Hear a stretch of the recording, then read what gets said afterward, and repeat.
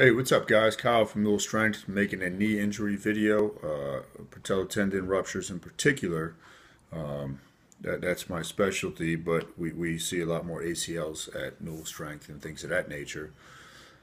But let's talk about range of motion for a second, because that's, I was on a phone call Friday night with a young man from Chicago, and he's getting nervous because he's a couple months out, and I think he's at 70 degrees, which is fine. Okay, your range of motion is going to come back, unless you're just being absolutely stupid with your protocol for making the comeback.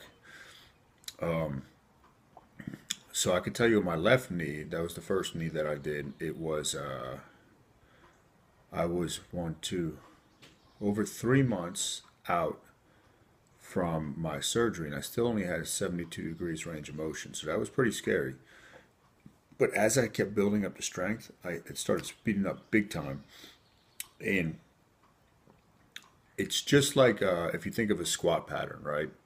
So I'll use this analogy.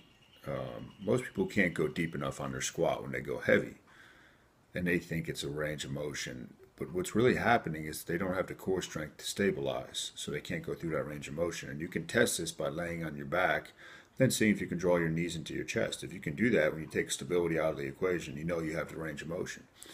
With your knee, right, the range of motion isn't going to come until you have the strength to use that range of motion. Otherwise, you're going to get hurt again. So you don't need to get to whatever it is, 130, 140 degrees. That's basically getting your butt to your heel. I was never able to do that beforehand. Your quad and your hamstring, and if you could see, I'll back up so you can see. When you do that, right, your quad and your hamstring are gonna, or excuse me, your hamstring and your calf are gonna hit each other. So you're not gonna be able to get all the way heel to butt. There's no need for that. You need the range of motion that you need for functionality, whether that's sprinting or whatever it is.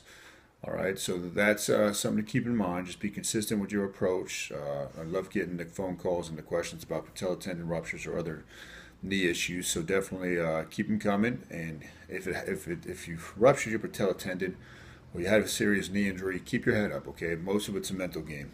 You will get better. Peace.